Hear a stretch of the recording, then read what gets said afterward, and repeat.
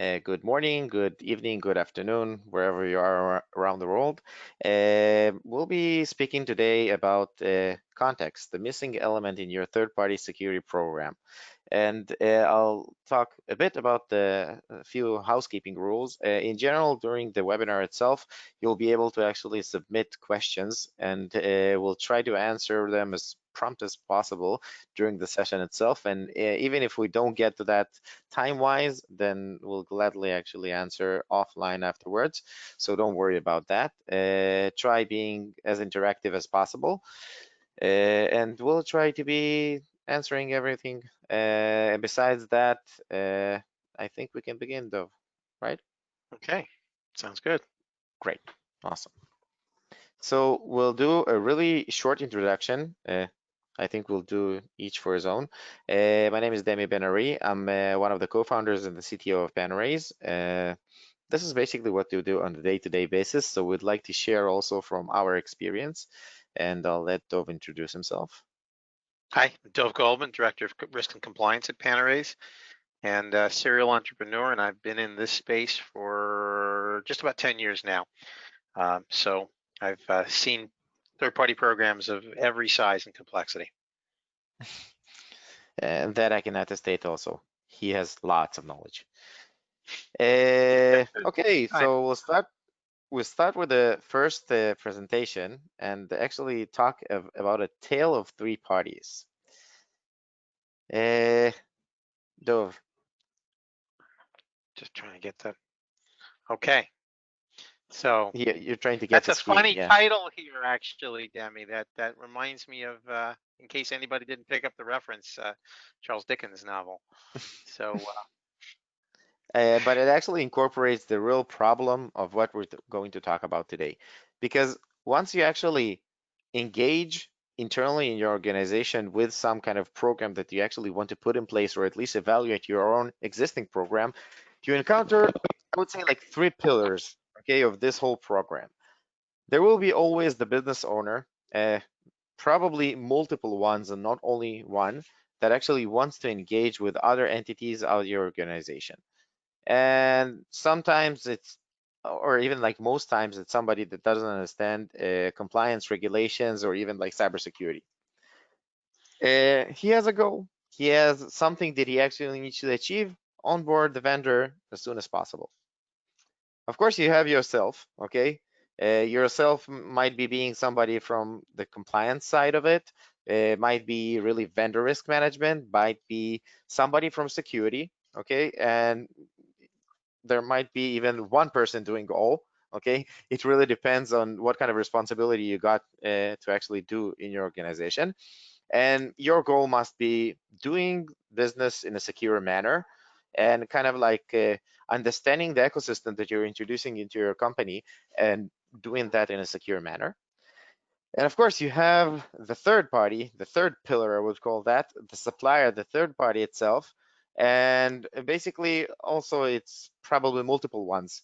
It would be sometimes in the manner of tens, dozens, large dozens, hundreds, or even thousands and tens of thousands, which they have a goal, basically taking your money, okay? Not really, but again, they want to close the deal as fast as possible. So again, three entities, sometimes and most of the times they are detached entities that even sometimes they don't communicate on a day-to-day basis because they might be even globally distributed on different geolocations. So we have a problem, okay? We've literally identified a problem here, and it all starts in communication, okay? And what does that mean? Because think of it as a workflow. The business owner actually engages with this whole process because he wants to do business. So he actually opens a supplier. You, somebody from the security team or compliance team, actually gets that request and need to do some kind of due diligence process, right?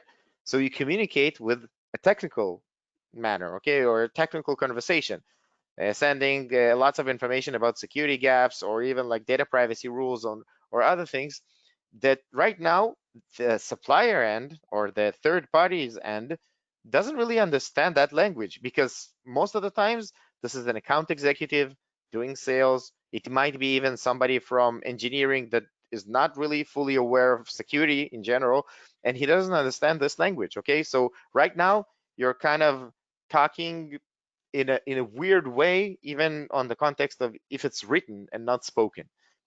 Then Demi, I have a the question. What does that thing mean there? I don't try understand doing it. SQL injections and basically Can, trying to blabber about like cybersecurity gaps and explaining him about networking. Good luck with that. Yeah. So eventually the supplier answers something, and usually it's an obscure answer, and sometimes it's back and forth and takes a long time. You, of course, are the moderator to this whole business.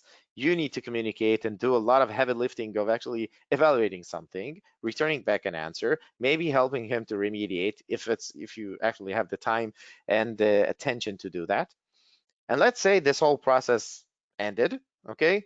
Eventually, you need to like explain back to the business owner in another technical language what are the risks that actually derive from this kind of communication? And again, explaining the risk back to the business owner, which is not fully aware of your practices even, is hard. And then kind of the business owner needs to communicate again with the supplier to try to explain to him why everything is holding back. Okay? I've described the process in like 3 or 4 minutes, which usually takes weeks. Okay, the larger amount of weeks, even several months, hard, okay? But this is one occasion of this. What happens when you need to onboard 10 vendors a week? Okay, fun, right? So in general, what's the impact on your organization when this kind of thing happens? So animation, it's kind of stuck. But again, thinking about the impact itself for enterprises, it slows down the adoption of new technology, of new abilities that actually will make you more efficient as a company. And for the suppliers themselves, it actually harms the business because they want to engage, they want to sell, right? They want to provide value for their customers. And right now, it harms them also. so So, this pains, problem, right? yeah, huge pains, and the pain only grows. So now I'm going to give a little bit of background on why that pain is growing and some of the dimensions of how it's growing. Um, Everybody is using more cloud apps. I talk to many organizations that have, up until very recently, had a policy of everything in-house, everything in their own data center. And that is changing. Virtually everybody, or in most places around the world, is outsourcing, moving things to the cloud for the increased flexibility, and in theory, even potentially increased security that cloud-based systems offer. Uh, Obviously, that means a lot more sensitive data is going into the cloud, and that is also going to include that mysterious shadow IT, your marketing people using their credit cards to buy services that they're not telling you about. And we've seen So some, sometimes they don't even need to buy that because it's a freemium model, basically a freemium model that says, give away all of your data for free, and I will give you something for free and back. But yeah, I highly right, agree but with them. giving away all your data for free costs you much, much more than it gives you benefit in many But cases. nobody knows, you know? Right, you're right. So that right now, in the world of COVID, our COVID cloud, sometimes I like to call it. I don't know if that's a good name, but it sort of gives you an image. All of a sudden, we're all working from home, Yeah. and we're on our own networks, and we have all kinds of other devices, and boy, all kinds of problems. How do you enforce a clean desk policy? How do you do background checks on all the other members of the family who may be looking at the screen? May see things that they shouldn't see. So there's this whole new set of challenges, and there's the inevitable breach occurring through this increasing attack surface. And as I believe that statistic, yes, that comes from Larry Poneman, who's actually a friend and a brilliant guy who does this survey every year. This number is actually out of date. I know this number has increased, but every year that I was involved in one of Larry's surveys, the survey showed us that large organizations, small organizations, medium-sized organizations all over the world we're increasingly seeing data breaches happening Mm-hmm. through third parties. And of course, we have the bugaboo of regulation. And the image I have of regulation, because I've dealt with a lot of banks in the US and outside of the US, and the regulators have intense power over the organizations they're regulated. I liken it to a boot on your throat. If they Mm-hmm. want to shut you down, they can shut you down. And so this is increasingly a concern because until relatively recently, most regulation was highly specific to financial services. It was specific to parts of the transactions that they were doing. But now with GDPR, New York Shield Act, CCPA, Mm-hmm. everybody at some point is subject to a privacy regulation and is therefore focused, has to be focused on how you Yep. ensure your third parties are complying with that. Yep. I highly So agree. So indeed, so we spoke about the pillars, right? And we spoke about the problems and everything that arises from data privacy, different kinds of regulations, and even in the context of compliance to different kind of regulators that want to audit you. And wouldn't it be easier if you had a really smooth flow of actually opening up a supplier, providing some kind of remediation plan for the supplier, which is in human like language and not like what we saw in the past. Everything will be fixed and remediated according to your policy, and going back and explaining the risk and maybe even accepting whatever is risky and you want to still do and communicate and do business with. Sounds like a dream, right? I like it a lot better, but I still miss that strange set of symbols on the previous slide, Demi. Can we bring that back? Yeah, I can write it Uh, in Chinese if you'd okay, like. there we go. All right, we support Chinese on our platform, don't we? Yeah, but again, I don't understand Chinese, so for me it's like Ah, foreign. different problem. Different. We'll let the platform translate for us. Totally a problem. Okay. We need to solve that also. Okay. So at this point, we'd like to involve our audience, and I see more and more people are logging in, and we appreciate that. So here's the question we'd like to ask you. What's driving you to create a new third-party InfoSec process, privacy process, or to streamline your existing one? Is it because you're facing regulation? Your board of directors is increasingly involved in cybersecurity and is aware that third parties are a major element in your attack surface? Or are you worried about third party breaches? Let's see what people have to say.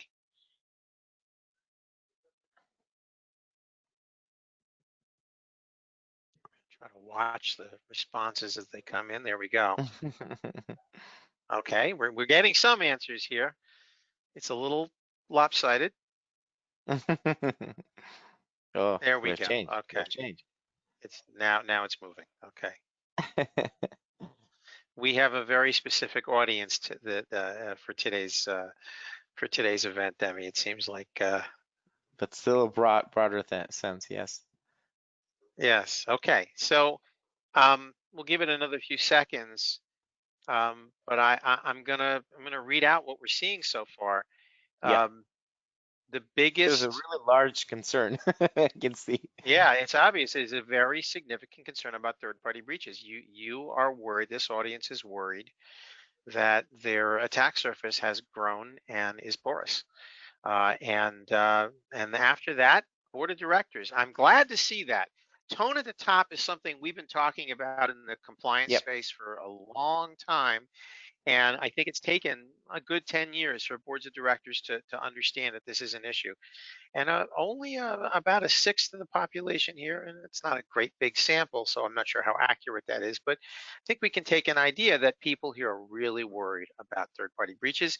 And I'm going to take that percentage there, for that's the board, and I'm going to say it's the same thing because the board is concerned about third-party breaches. They're concerned about Hmm. their reputation. You know why they're So concerned? why They're why would directly you? responsible about it. That is That's the true. biggest concern. That is true. Their reputation and Of course. many other things are on the line if you're a member of a board of directors. So for sure. Hmm. Yep. So I think we need to talk about how you can solve these problems. Um, Hmm. Or So at let's least move on some of here. them. You don't have to solve At all of the least. problems, you know? But we're creating here a process. Mm-hmm. And this is a point that I've been trying to make for the last few years wherever I've spoken, is that too often the management of third parties is seen as a kind of a directive from above. It's my supplier base. Yeah. And one of the things we're saying to all of you is if you don't view it collaboratively, you're going to have a hard time. And so, Mm-hmm. so much of what we're going to tell you here is about how to achieve that collaboration and very, very crucially, common language. Mm-hmm. So let's talk about the collaboration. The bedrock of that collaboration is shared context. And so you have Mm-hmm. to start out and understand the kind of risk that each vendor poses. They don't all pose the same risk because they don't all have access to the same data and elements of your business, whether it's physical infrastructure or virtual infrastructure, your network.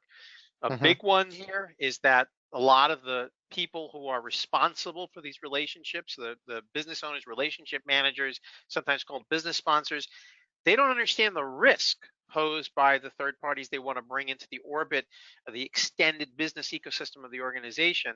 And so they're looking at it from the positive perspective. This is going to streamline my business. It's going to make it faster, better. The platform that I'm going to buy from them is going to enable us to do much more business, be better for.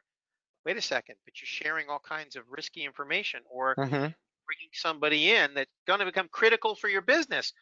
Well, what if they get shut down by a breach or just some kind of a simple failure? Important. And very, very important is that not everybody has the same risk appetite. Different Exactly. companies are going to view these factors differently. So when we say context, what we're doing here is we're essentially enabling you to do a level set on every relationship. The context enables you to take the differences, your organization to the next one vendor relationship to another, one business owner to another within your organization when you're evaluating the vendor and communicating the risk. And so when you understand context, when the business owner, the IT risk or vendor manager, and even the third party, the supplier, if it's a supplier or an intermediary, if that's who you're dealing with, all of you understand the context that you're working in here, and that Mm-hmm. creates a common language, and that will help that business owner who may not be technical in terms of cybersecurity, may not be technical in terms of risk, which is his own set of lingo and very specific knowledge. But you're going to help them to understand that, and that's going to streamline your third party program. And that Mm-hmm. context has to be present throughout the third party program. And so we're going to talk about how that's going to work here. So Mm-hmm. internal communication, this is problem number one. Uh, let's, for a moment, we're going to take the third party out of the picture and we're going to deal with everybody within your organization. So the problem here of not having internal communication, we're going to indicate to you is partially solved by understanding who are the stakeholders in the process within your company and being able to collaborate with them. So I'm going to tell you Mm-hmm. about a problem that I've been seeing since about 2015 when I first got involved very heavily with third-party infosec. I was working most often with people who are on the vendor risk side, typically from procurement or vendor management, something like that. And then I started working with the IT risk people, Mm-hmm. and I started realizing these people do not speak the same language, barely communicate, and really don't like each other. And so this is 5 years ago. I already saw this is a huge problem, and so I started working on understanding the impulses that are driving each of them and why they speak different language. And it became necessary to kind of create a map, essentially, a kind of a tactical plot within the company. Who are we dealing with? How can they work together? Can we create a common language? And there have been many attempts at it. One of the best, I happen to be a big fan of the NIST standards, NIST CSF, Mm-hmm. NIST privacy framework, because those standards are, they have some technical elements, some very technical elements, but primarily they're business oriented. And they enable people who are business oriented and technical to communicate with each other and really understand each other. So I'm a big fan of that. We've Mm-hmm. written about that. We have material on our website that you can look for in our blog, but I can't stress that enough. Mm-hmm. So we have three basically um, fundamental stakeholders in this process, maybe more in your company, but there's going to be at least three, though sometimes the two on the Three right are roles, actually one. okay? Like Three scope roles, roles. right? You're right. Mm-hmm. So you've got that business owner, that business sponsor, relationship Mm-hmm. manager, relationship owner, who's the person who wants the new vendor relationship and owns the risk and responsibility and reward from those Mm-hmm. relationships. Then we have the supplier risk team, and they are usually the people who are going to define risk appetite, and they're going to work with the business owner to make supplier risk decisions. So Yep. they really, it's not really correct to say they make the decision. They have to work with the business owner. And then sometimes separate from that, you have IT risk people. They will, in some companies, act as a subject matter expert Mm-hmm. to define technical standards and to interpret findings that are too technical for the supplier risk people. So in many companies, I see either the IT risk people, they're doing both of those, or the supplier risk people are doing both of those.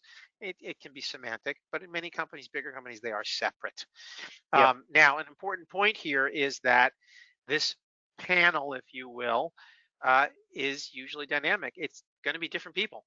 And so you really do need written standards, you need training, you need institutionalized communication so that every time somebody new comes in, let's say a new business owner, they've never requested an IT specific vendor before, they're going to request, well, you got to be able to train them, explain to them, well, okay, at this point, I need certain pieces of information from you. We're going to work through a process. Very, very important to institutionalize that communication right from the get go. Yep. That's going to help you hugely. Demi, Mm-hmm. So in general, when we're talking about the whole like context that you're passing between other entities, and we're speaking currently internally inside the organization, you need to understand as the practitioner that needs to do that audit process, what is going on with that relationship right now that you're trying to onboard right now to your company. And for example, like let's say that the easy process would be if the person that you're actually engaging with internally, the business owner, is geolocated closely. But what happens if he's somebody in a different country and it might be somebody that you've never met in your life? So passing away information like we do when we meet each other in the office probably won't happen. So you need to understand different kinds of things about the context that had been passed to you and try to understand what is this service providing, okay? And what type of usage will that tool or whatever like service that you're introducing right now to your company is going to have. This is the initial like thing because right now you're getting a name. This is the vendor or the third party. That's it. This is the context that you have. And you need to widen that as much as possible. And somebody needs to provide that information. For example, the supplier's end. How will he be actually handling your data? Okay. And then going back to the first question, what type of data are you passing to him? Okay. We spoke about the marketing tools. We spoke about different kinds of things that are freemium models, etc. Let's take an example. I don't know, like you have right now, I don't know, some factory in the automotive industry, okay? And right now you want to do some kind of marketing like activities. So somebody from marketing will actually like address to you as a security practitioner or as the compliance person and ask you to onboard the vendor. And you have zero knowledge of what type of integration that vendor will have to your internal systems, what type of data will be passed. And let's say, for example, even you have some kind of agreement on the context of privacy. Next phase, how much data are you passing to that vendor? Okay. If it's like 5 records, is it dangerous? What happens if it's 5 million? Interesting. Okay.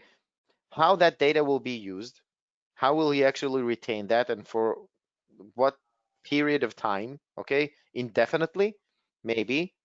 And then the next question, okay, you actually passed away that information.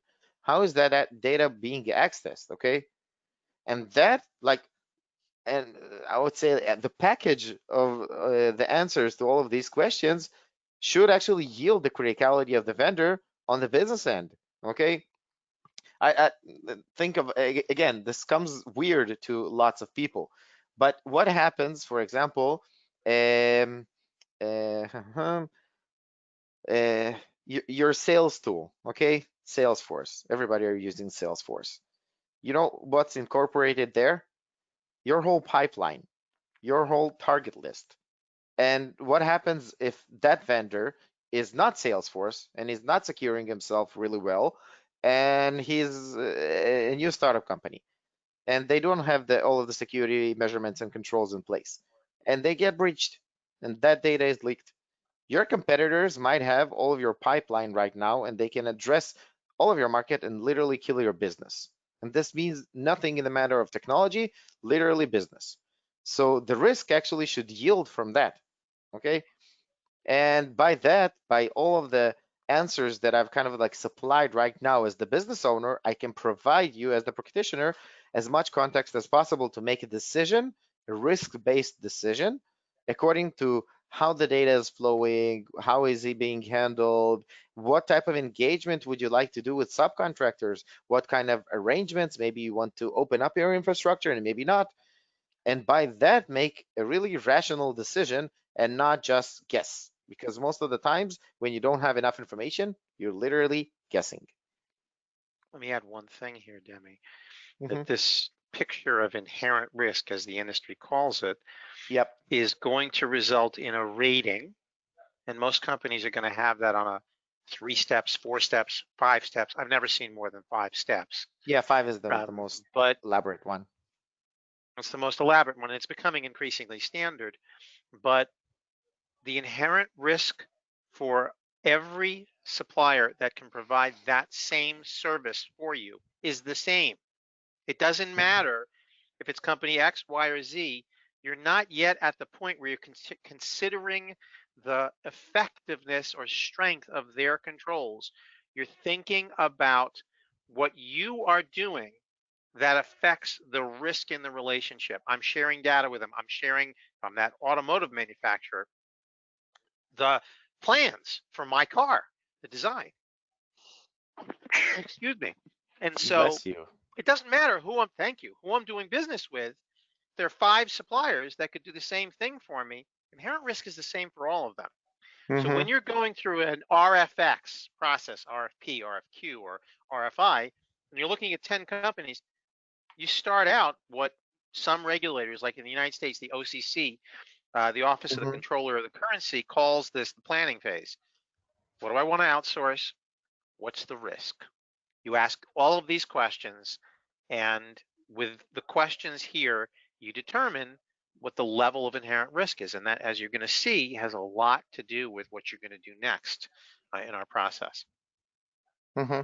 I agree. So, taking that forward, you're going to tier the suppliers by the level of risk. The problem that we're solving here, anybody who does this in the real world has more suppliers or third parties to evaluate than they have time. They just don't have enough resources. And so you have to apply what the industry calls a risk-based approach. So you're going to tier the suppliers by the level of inherent risk, what we just showed you moments ago. Got all those Hmm. questions to talk about with that business owner. And now you have 3, 4, 5 levels of supplier risk. And if you're a normal business, and I've never seen anything outside of this, if more than 10 on the outside, 20% of that supplier portfolio is, you're saying they present critical levels of risk, something's wrong. You should not have that kind of a ratio. In a normal business, only a small percentage of the suppliers are critical levels of criticality to your business, meaning I can't run my business for an hour without them, or Yeah. I'm sharing large amounts of valuable or sensitive, either one, valuable as in internal intellectual property, or sensitive in terms of PII, personal health information, personal financial information. You're going to tier them, and you should not have all of them be critical. It should be a small percentage. Mm-hmm. If you don't have it, that kind of a ratio, you're doing something wrong. And by the way, you're going to have a very hard time managing that portfolio. So each of those tiers defines a type of evaluation. For a few years, I've been calling that the standard of care. So these are just examples here, but you could say, I'm going to have 3 levels. High risk, I want to understand the attack surface and their internal controls. I'm going to scan them with some kind of a scanning tool like ours. I'm going to send them a security questionnaire, and where appropriate, ask them for document artifacts, Mm-hmm. validating what they say are their controls. And then I'm going to come back and I'm going to look at it again. What does that mean? You know, Demi and I, we often talk about what does the word monitoring mean? That's something people have been debating for a number of years, but it's not static. You don't look at somebody once and then assume that it stays the same, especially in the high risk category. Never There has to stays be the same. some exactly. There has to be something that, you know, some people call the humorously the rinse and repeat sake cycle or cadence. In the in the medium risk categories, we have to be able to laugh about this, right? Otherwise, we'd be crying. Um, the We are medium crying. risk categories, sometimes we're very sensitive at Panorays, aren't we, Demi? Um, the medium risk is where we might say, I'm going to look at their attack surface maybe only once. I'm going to review their internal controls, maybe not as an intense a level. And then I'm going to, you know, in both of those cases, high risk and medium risk, I'm going to go through a remediation. Low risk could be qualitatively different. It may be many times Mm-hmm. the size, the quantity of portfolio in both high and medium risk. And I've seen this in many industries. Low risk is typically much bigger than high risk and medium risk put together. In that case, you're probably dealing with a lot of smaller suppliers, suppliers that are less Mm-hmm. critical. And one of the tricks The that long I've tail. found people who are really good at this, the long tail, exactly. That's a nice term. Exactly. I visualize a mouse when you say that. But I'm not scared of mice, so that's fine. Some people are, but we in the case of low risk, we want to understand the risk, and actually, most of that is the inherent risk. I may not even care about what they say their internal controls. I may assume that their internal controls are very weak, but if I don't, I may Yeah. send them a simplified questionnaire. And Mm-hmm. my assumption is that I have to work on uh, compensating controls. I have to put my Exactly. own controls in place to compensate for this large number of suppliers that have probably weak controls, not strong controls. It's my responsibility now because they're not capable of doing this. Um, so here, the fact of the matter is, I implied this in the last slide, but I'm gonna ram this home. Cybersecurity is not static. It is impossible for it to be static. Your vendors must be updating their software periodically, whether it's proprietary or, you know, using IIS or something like that, Apache or whatever tools they're using. There are updates. People they find bugs, they find zero-day exploits and all kinds of things which mandate updates. That alone says that if you look at your third-party cybersecurity picture once and don't revisit it, you are undoubtedly missing a big part of the picture. So in the case of this question of scaling, so now continuous monitoring, if you're using an attack surface tool, a scanning tool, which is a big part of what our product does, not the whole thing, in fact, it's a little more than half what you could say. But what is it? What is continuous monitoring? Well, people might say continuous monitoring is a fire hose, and you're just trying to Mm-hmm. drink from that fire hose, and it's too much. You can't. You have to look at each tier of vendors, each tier of relationships, and you have to set different levels of reviews, frequency of repeat reviews, and the degree to which you rely on attack surface scanning for each of those tiers. And So I'll give you an correlate things. example. And Cora, exactly. Mm-hmm. How often do you send them a questionnaire again and review their documents? Maybe once a year, maybe less often. For tier Mm-hmm. two, medium, maybe you only look at it every 2 years. And you certainly don't continuously monitor. You don't scan all of these tiers at the same level. You've got to break it up, and in some cases, you may even want to set different thresholds for what you're reviewing in each case and Mm-hmm. who's reviewing in each case. So this is an important part of being able to scale this tiering and intelligently defining your risk tolerance and your standard of care for the due diligence you do both the first time and continuously and going forward when you repeat. Yep. This is crucial in going forward. Um, we do have a polling question at this point, and this is something I've been asking people for years, and I'm fascinated by the different answers that I get. Um, what According to kind of different industries, by the monitoring way. is different? Yeah, absolutely. Banks consider it one thing, insurance something different, healthcare, everybody's got something different. What do you consider monitoring? Is monitoring coming back and reviewing, meaning you're sending another questionnaire, looking at documents again every year or 2 years, whatever it is? Are you having the vendors repeatedly self-report? You're asking them to tell you the state of their cybersecurity, or are you doing some kind of an external scanning? And imagine our questionnaire will allow you to answer more than one of these. So let's see what people have to say. Okay, right now, well, we're starting out with 100% vendor self-reporting. Okay, whoever said that should definitely be talking to us. Um, it's it's not necessarily a best practice, at least according to the industry. Um, but let's see what we get. Demi, when you started the company, what did you think monitoring was? I thought like continuously monitoring everything 24/7, collecting information continuously on a day-to-day basis, okay, and eventually on everybody. So Uh-huh. in general, collecting information is too broad. Do you collect that automatically or also self-attestations and then evolving everything with a correlation? And this like whole evolving the way of thought is also important to try to understand what will be the most efficient manner to actually do that. Right. Okay.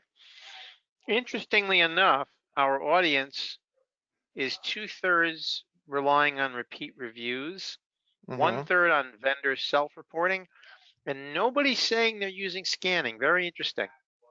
Mm-hmm. Okay. All right. Interesting. It's All hard. right. No, It is. really. It is hard. It's hard to It is. achieve that. I agree. I agree. Okay. So let's go on. We're actually running a little short on time. Demi and I, we like to talk, and we enjoy Nah. talking to each other. So let's keep going. We'll just Yep. pick up the pace a little bit. Okay. So questionnaires. Um, I don't believe in using only questionnaires. I once um, heard somebody speak at an event that I was speaking at, and this will only make sense to the Americans in the audience. I don't know where you're all from, but he said, I asked him specifically, can I quote you on this? I won't tell you who he is, but I'll tell you he's from one of the largest banks in the world. He said that questionnaires are like the TSA at Newark Liberty International Airport. When you go through one of those X-ray machines and they check you out, do you feel safe? And the answer is you should not. It's not enough. A questionnaire is not enough. But you're going to use questionnaires. You have to use questionnaires and document requests and all that. Mm-hmm. And if you're using a single template to achieve efficiency, or just because you haven't had time yet, or thought of the idea of breaking it up, that's a big problem. You are not taking into account context. You are sending questions to people who will have no clue what you're asking them. So Yep. if you're sending a vendor that is a very sophisticated cloud-based infrastructure provider, um, and you're asking them about their secure development lifecycle, they're not going to be interested in that. They're not going to know why you're asking that. They'll know what it is. They're going to be very technical, but you could be on the other end of the spectrum, somebody who's a simpler supplier of some kind, and you're asking them those same questions. They're going to be lost. They're not going to know why. Uh, and on a very basic level, a very long questionnaire that's the same for everybody, it's just going to slow down the process. Mm-hmm. You're going to annoy people, and it's going to take too long, and you're not going to get value out of it. The information you're going to gather is not going to be of any use. And it will waste So your time because will you need waste to review their that time also. and your time and frustrate everybody.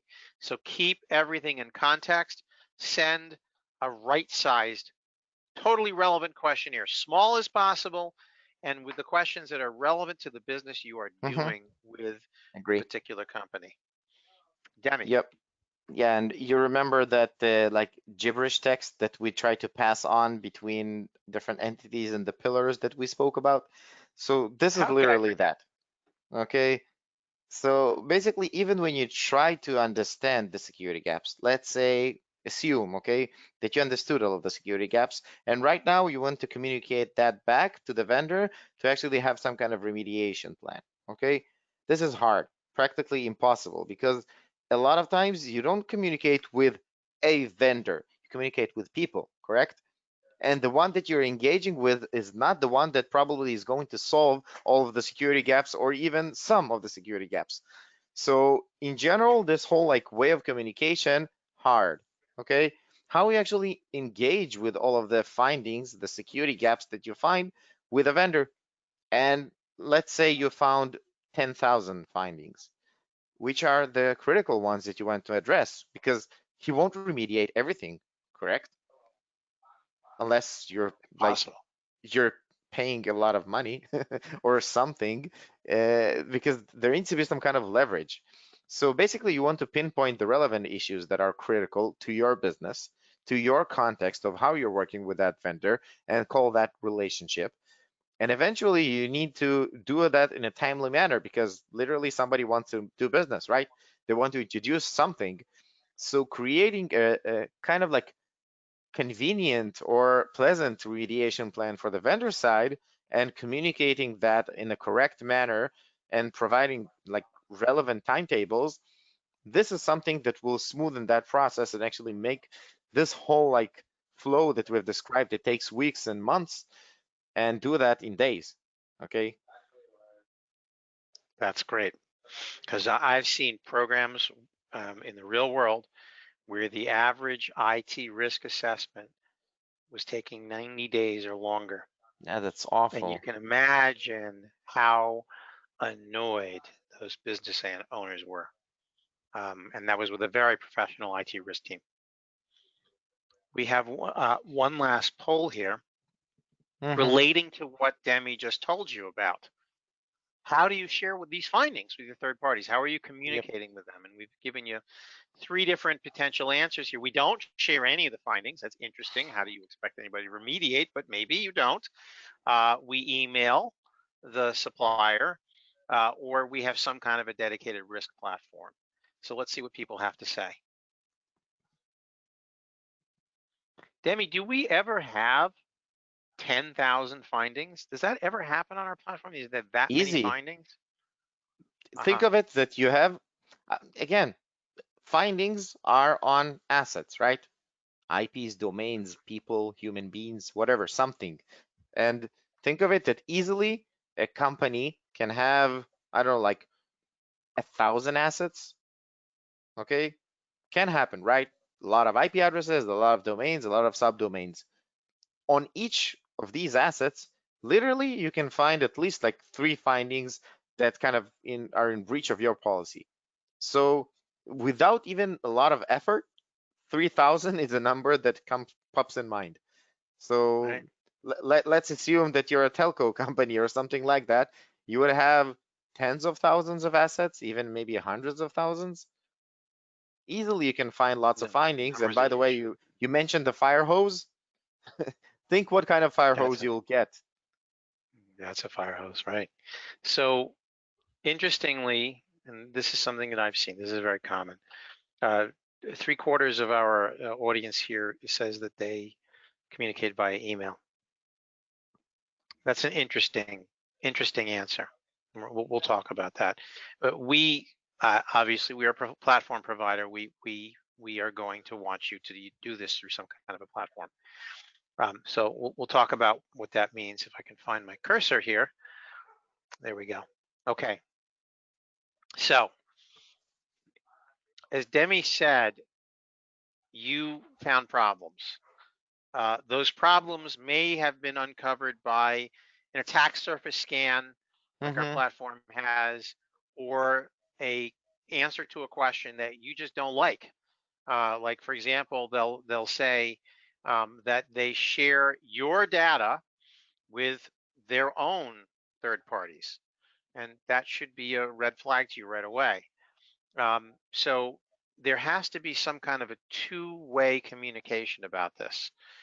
You want to ask a question, make it easy for them to get the question in context, uh, keep an audit trail, let them answer. That information, that audit trail is got to be shared with them. Let them look at the whole thing. You are not here to hide from your third parties. There are no secrets. This is a collaborative relationship you're trying to build with them. So you have to have a good way of sharing all of that. And we clearly recommend that you do that through a platform. Mm-hmm. I think we have to move fast. We're running out of time here. Um, some best practices here in how to help the supplier understand the gaps. Demi said this earlier. Who's the right point of contact? Inevitably, everybody always starts with a sales contact because that's who you know. That's usually not the right point of contact. That you got to quickly get to somebody who actually has some knowledge of their IT infrastructure to answer questions and to deal with the very technical findings that an attack surface scan is going to deliver. You're going to want to chat in context. You're going to do this in some secure way. You're going to want to have a transcription available to all parties. Everybody else will be able to see this on both sides, and you want to be responsive. You're asking them for something, show them that you care, and enable them to respond to you. Now, let's go the other way to the other stakeholder, the business owner. When you're going to speak to the business owner in terms of technical risks, well, they don't have web application firewalls and they're leaving port 443 open. That business owner has no clue what you're talking about in most cases. You need to talk about the risks that the relationship pose. So all of those things Mm-hmm. I just said, those are what are called technically vulnerabilities. A vulnerability that's been exploited by a hacker is a threat. But the actual risk is something business-like. It's a business concept. It's not that somebody's going to exploit that vulnerability, that open port. No, no, no, that's not the risk. The risk is that because they did that, they actually scoop up data and they start selling it on the dark web. And that's the risk, that there's a breach. That's an actual business risk. Or they may shut down our business for a period of time. So you need to translate all of these highly technical things into business terms. What does it mean? What is the actual business risk to me? And when that business risk is deemed to be at an unacceptably high level, and that's usually a function of the importance of the vendor to you, their business impact, our platform calls it that, inherent risk is what the industry calls it. A function of that and the degree to which their controls lower that risk. Are they doing a good job of safeguarding the information and the infrastructure that they're entrusted with? Well, very often you're going to find that the risk is too high, the resulting residual risk, it's termed. That's the inherent risk of the Mm-hmm. relationship, plus or minus, it's not really a formal equation. The control effectiveness as Mm-hmm. discovered by attack surface and questionnaire and document reviews, you're going to need to work with a business owner to see if there are other vendors that can do this. That's the easiest strategy, Yep. maybe not always be possible. You may have to engage the relationship, but provide time for the vendor to compensate, to fix things. You may have to give them 3 or 6 months. And in the meantime, you may have to put compensating controls in place, which is, letting them see less data, having access to fewer systems, and, least privileged access and things like that. Mm-hmm. Um, uh, Many of you said that you're going into this space because your board of directors uh, needs to They're demanding it, but in most cases they don't understand security, and you have to communicate risk. And this is going to go for the business owner. This is going to go for high executives within the organization, senior executives, and the board of directors. Uh, you have to speak, as I said, business language. Very, Mm-hmm. very crucial to explain the problems in terms of actual business risk.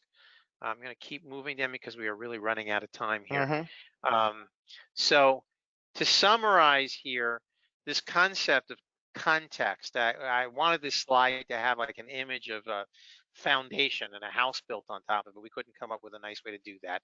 So we put context in the middle. And you get the idea that there's a This is what circle here, happens when you put two cycle. engineers to do that.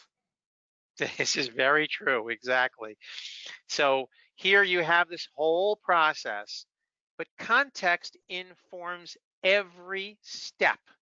And that is crucial that context inform every step. Demi, you want to talk about how our product can help with this process? You have to be I would quick because we say only what have a six what a minutes. correct product would do. Okay, I don't want That's fair. I don't want to make it like salesy or something. But again, when you tackle this kind of problem, okay, first of all, starting from automation. If you don't have automation, specifically mentioning if you have 5 vendors to evaluate, you will do that manual. But what happens when you have dozens, hundreds, thousands? That's it. Basically, you can't do anything because usually you have a really confined team, like X amount of people. That's it. This is the capacity that you have.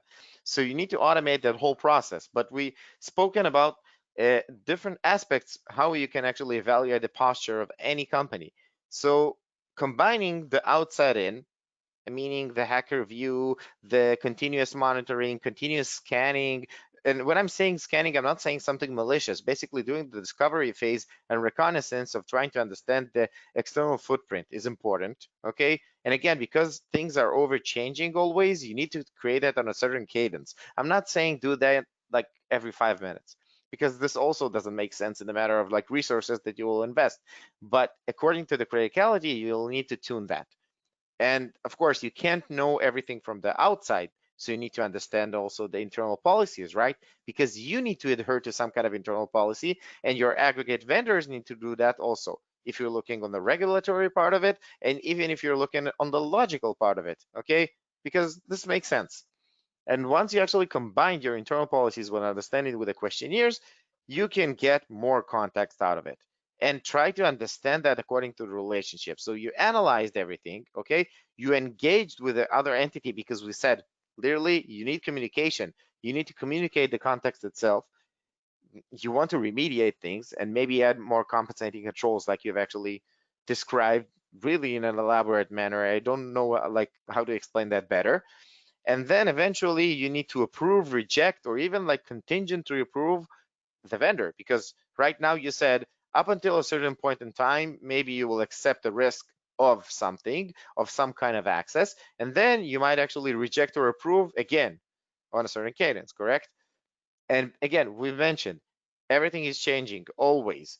Their internal policies are changing, their internal compensating controls, their external posture, everything is changing. So we need to create some kind of what we said continuous monitoring, which is really continuous and not doing something on an annual basis or in the best case, even on the onboarding process. So once you have a platform that actually can combine all of these features that I've described right now, this is key of success.